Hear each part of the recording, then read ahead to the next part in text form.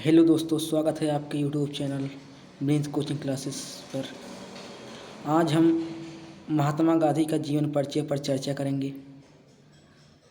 महात्मा गांधी एकदम शुरू से अंत तक के जीवन परिचय का अध्ययन करते हुए चलेंगे। इस वीडियो को केवल 15 से 20 मिनट ध्यान से देखिए बस। उम्मीद नहीं, गारंटी है कि पूरा समझ में आ जाएगा। तो शुरू करते हैं अपने लेक्चर को। देखिए, महात्मा गांधी का जन्म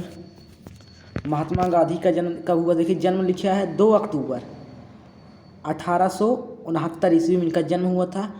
गुजरात पोरबंदर नामक स्थान पर इनका जन्म हुआ था। पोरबंदर नाम के स्थान पर इनका जन्म हुआ था।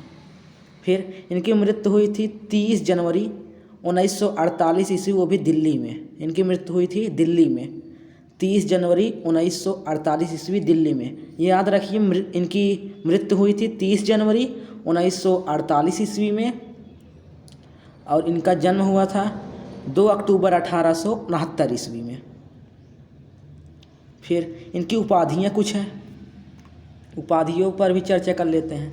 इनकी उपाधियाँ हैं, देखिए, महात्मा जैसे जो भी इनको नाम पड़ा है और जिसे इनको दिया गया कि यह इस अधिकार के हैं, XYZ जो भी उपाधियाँ इनको देखिए कौन कौन प्रदान करे। जैसे महात्मा, यदि जैसे महात्मा इनको पुकारा जाता है। महात्मा गांधी ने कहा, महात्मा की उपाधि कहाँ से मिली? रविन्द्रनाथ टैगोर ने इन्हें महात्मा की उपाधि दी थी। बापू की उपाधि अनुयायियों लोगों ने दी थी इन्हें।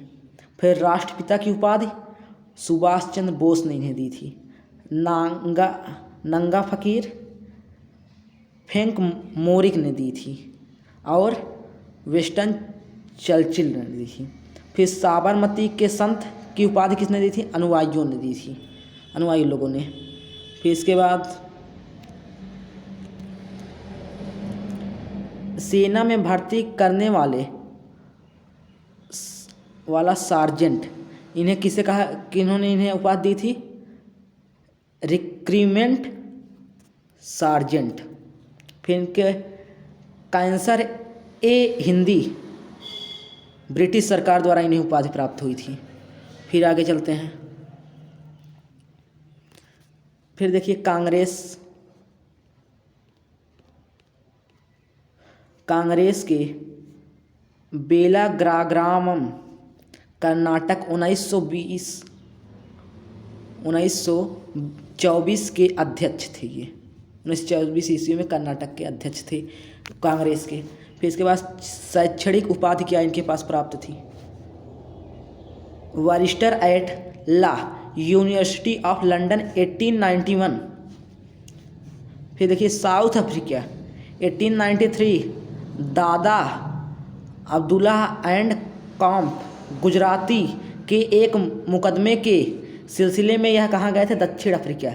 यानी देखिए 1893 ईस्वी में ये दादा अब्दुल्ला एंड कॉम्प गुजरात मतलब यह स्थित है, गुजरात के एक मुकदमे के सिलसिले में यह कहाँ गए थे? दक्षिण अफ्रीका गए थे, दक्षिण अफ्रीका ये गए थे। इसके बाद 1894 द नेचर कांग्रेस की स्थापना की थी इन्होंने। फिर साउथ अफ्रीका में लोगों ने जेल भय से मुक्त होकर जेल को किंग एडवर्ड का होटल कहा। मतलब फिर से सुनिए ध्यान से कि साउथ अफ्रीका में लोगों ने जेल भय से मुक्त होकर जेल को किंग एडवर्ड का होटल कहा। देखिए, जब साउथ अफ्रीका के लोग जब जेल में थे, जब जेल से क्या हुए? मुक्त हुए। मुक्त होने के पश्चात इन्होंने जेल को क्या कहा? किंग एडवर्ड का होटल का घोषित कर दिया जेल को।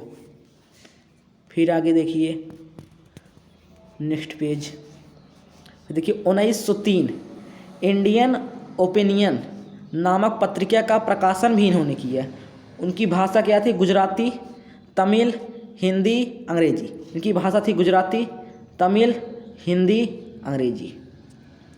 फिर देखिए, 1906 में इन्होंने सत्याग्रह आंदोलन, देखिए 1906 सत्याग्रह आंदोलन। भारतीयों द्वारा पंजीकरण प्रमाण आवश्यक वाले मुद्दे के विरोध में 11 सितंबर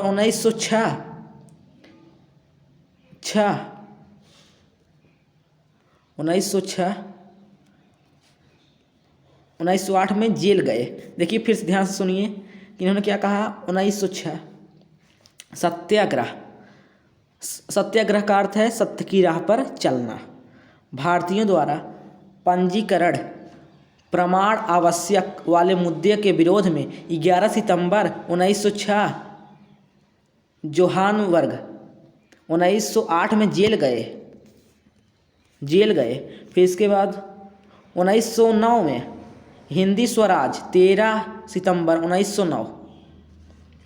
Indian home rule 1910 Tolstoy farm में भी ये गए। एट ट्रांवेंट वेक्ट 22 मील्स ऑफ जोन्सबार जर्मन मित्र कालेनवाव के सहयोग से इन्हें प्रेरणा मिली। फिर देखिए प्रेरणा क्या थी इनके पास। जॉन रस्किन की पुस्तक अनटू दिस लास्ट 1860। इस पुस्तक से गांधी जी की सर्वोदय की प्रेरणा मिली। मार्च 1904 इस सर्वोदय को अंग्रेजी में अनुवाद गोविंद जी देसाई के द्वारा किया गया। फिर से सुनिए इनकी प्रेरणा क्या थी। जॉन रस्किन की पुस्तक अनटू दिस लास्ट 1860। इस पुस्तक से मतलब यह पुस्तक का नाम है से गांधी जी की सर्वोदय की प्रेरणा मिली मार्च 1904 में। फिर इस सर्वोदय को अंग्रेजी में अनुवाद गोविंद जी देसाई द्वारा किया गया। देखिए इनका जो ये पुस्तक थी इनकी पुस्तक थी इसका अनुवाद किसने किया अंग्रेजी में। गोविंद जी देसाई ने। याद रखिएगा पेपर में बहुत बार आता है। कक्षा 10 के लिए इम्पॉर्टेंट है ज़्यादा। आत्मकथा। देखिए इनकी आत्मकथाएं क्या क्या थी। The story of my experiment with trust. सत्य के साथ मेरे प्रयोग। देखिए सत्य के साथ में इनके प्रयोग, मतलब इसका अर्थ ही है सत्य के साथ मेरे प्रयोग। बचपन से लेकर 1930 तक की घटना का उल्लेख है। इनकी आत्मकथा में बचपन से 1930 तक की घटनाओं का क्या है उल्लेख है। फिर आगे इसका प्रकाशन नवजीवन नामक में 1925-1929 के बीच में हुआ था। देखिए इसका प्रकाशन नवजीवन नामक में 1925 के बीच हुआ था। इनके बीच मतलब कि 1925 से 1929 के बीच में इनका प्रकाशन हुआ था। फिर इसका अंग्रेजी अनुवाद उनकी पत्रिका यंग इटली।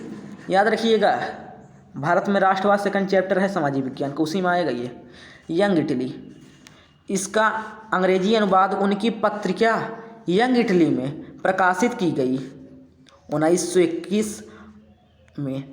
1894 फिनिक्स फर्म की स्थापना किए।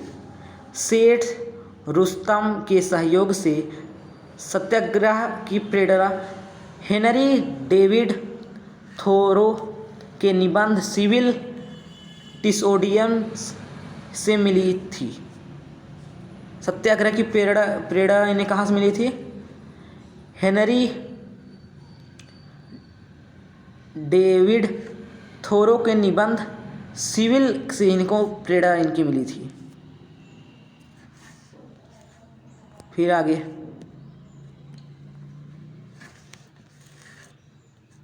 लिखा क्या है। लिखा है 1915 में क्या हुआ था। फिर देखिए लिखा है 9 जनवरी 1915 को हुआ अपोलो बंदरगाह बम्बई में पहुँचे। देखिए ये कब पहुँचे 9 जनवरी 1995, 1995 डेट याद रखिएगा। 1995 कहाँ पर पहुँचे? अपोलो बंदरगाह में बम्बई में पहुँचे ना, मुंबई में पहुँचे थे।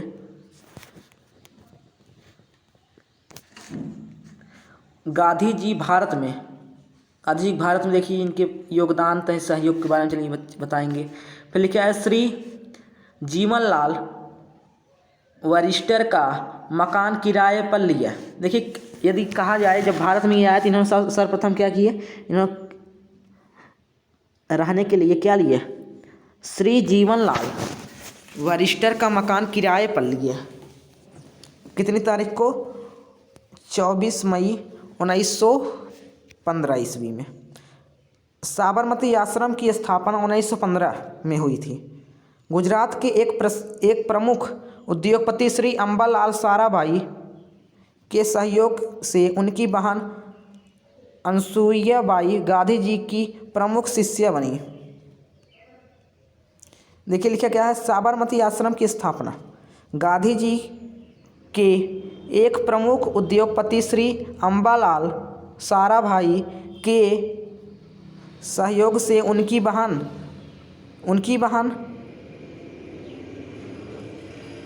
अनसुईया बेन गांधी जी की प्रमुख शिष्य इनकी कौन बनी? प्रमुख शिष्य अनसुईया बेन इनकी प्रमुख शिष्या बनी। फिर आगे देखिए इनको राजनीतिक गुरु गोपाल कृष्ण गोखले थे। उस समय राजनीतिक गुरु कौन थे? गोपाल कृष्ण गोखले। फिर साधन और साध दोनों पवित्र होना चाहिए। 1 वर्ष की राजनीतिक चुप्पी का निर्देश दिया। एक मतलब कि 1 वर्ष तक आप शांत रहें, इसका उपदेश दिया। फिर साधन और साध्य दोनों में पवित्र होना चाहिए। साधना और साध्य में दोनों पवित्र होना चाहिए। फिर लखनऊ अधिवेशन 1916।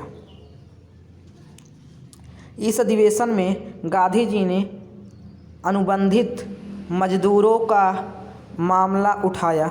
इस प्रस्ताव को कांग्रेस ने पारित कर दिया। इसी अधिवेशन में चंपारण के किसान नेता राजकुमार शुक्ल ने गांधी जी को चंपारण किसान आंदोलन में आमंत्रित किया। एक बार फिर से ध्यान से सुनिए, रिपीट कर दें। लिखा है लखनऊ 1916 का अधिवेशन। इस अधिवेशन मतलब कि लखनऊ के अधिवेशन में गांधी जी ने बंधित मजदूरों मतलब जो उनके शासन काल में जो मजदूर रहते थे, मजदूर का मामला उठाया। उनका मामला उठाया। किसका? मजदूरों का।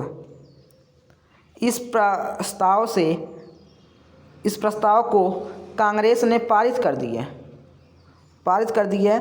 इसी अधिवेशन में चंपारण के किसान नेता राजकुमार शुक्ल ने देखिए इस अधिवेशन में चंपारण के किसान नेता कौन थे उस समय? 1916 ईस्वी में राजकुमार शुक्ल थे ने गांधी जी को चंपारण किसान आंदोलन में आमंत्रित किया।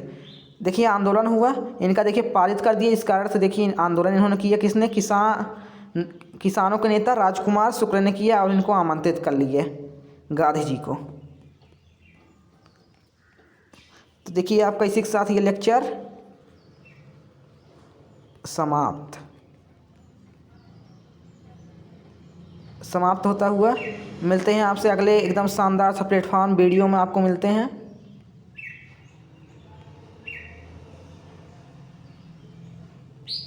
देखिए हमने 14 से 15 मिनट में आपका पूरा गांधी जी का परिचय समाप्त कर दिया, वो भी एकदम विस्तृत ढंग से। देखिए इसका प्रयोग आप सामाजिक विज्ञान के चैप्टर नंबर 2 भारत में राष्ट्रवाद में इसका प्रयोग होता है। गांधी जी का जीवन परिचय है तो काम तो है इसका। ये देखिए ये बार बार ये सब जो हमने ये मेन पॉइंट लिखा दिए हैं, ये सब बार बार बोर्ड परीक्षा में पूछे जाते हैं। इसको तैयार कीजिए, फेयर बनाइए। इसके बाद स्वस्थ रहिए, मस्त रहिए। आपका दिन शुभ हो, मंगलकारी हो। Thanks for watching. अभी सूरज नहीं डूबा, जरा सी शाम होने दो। अभी सूरज नहीं डूबा, जरा सी शाम होने दो। हम खुद बदनाम हो जाएंगे, थोड़ा नाम तो होने दो। इसी के साथ बच्चों हम अलविदा लेते हुए आज के लिए थैंक्स फॉर वॉचिंग।